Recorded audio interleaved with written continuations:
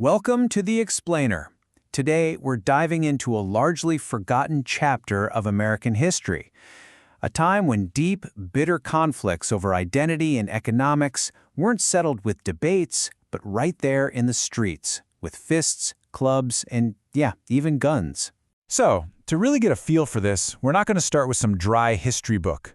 No, we're going right to the source, to the streets, with the words of a man who was right in the middle of all the chaos. You can just feel the tension, right? This was the scene in New York City, July 1871. As this man tells it, a conflict that started an ocean away had reached a boiling point, and it was just about to explode. 68. That's the minimum number of people killed or mortally wounded in a single afternoon. This was the Orange and Green Riot, the second bloodiest day of urban violence in New York City's entire history. Only the Civil War draft riots were worse. So what was this all about? Well, it was a nasty feud between two groups of Irish immigrants. On one side, you had the Protestant Orangemen, and on the other, the much larger group of Irish Catholics.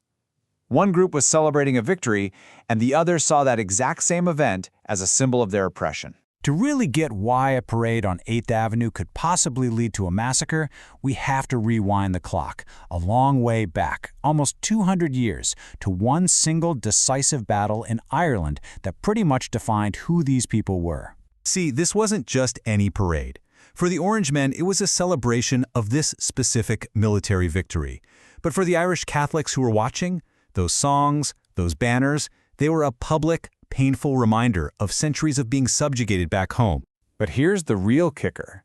In America, the whole power dynamic was flipped completely on its head. Back in Ireland, Protestants were the powerful ruling class. But here in New York, they were a tiny minority. The Irish Catholics were now the overwhelming majority, and they were not about to put up with the same humiliations they had to endure in the old world. But listen, this kind of raw, identity-driven violence wasn't just about feuds from across the ocean.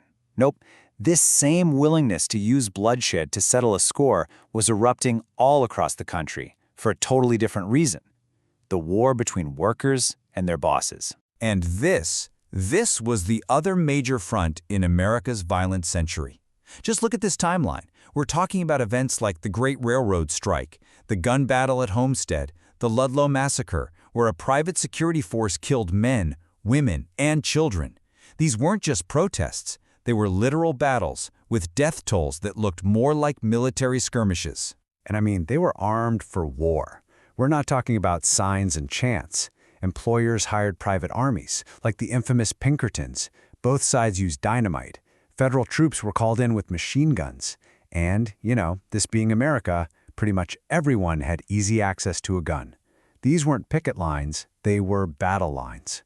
So you might be asking yourself, how did things get so violent so consistently?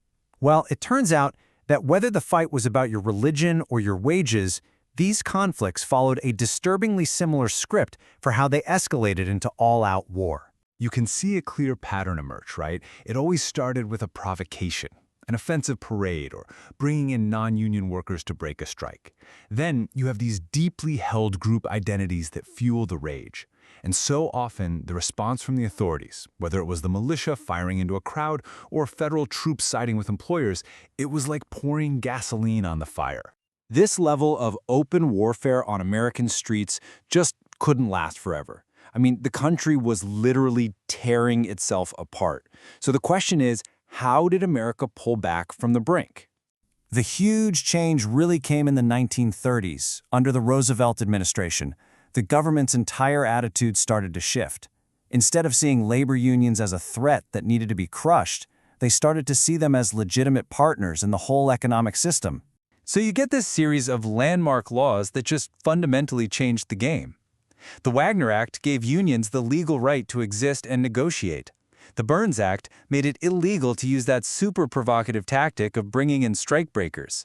Slowly but surely, the battlefield was being moved from the streets to the bargaining table. And the effect was, well, it was staggering. With these new legal protections, union membership just exploded, from less than 3 million in the late 20s to 16 million by the mid-50s.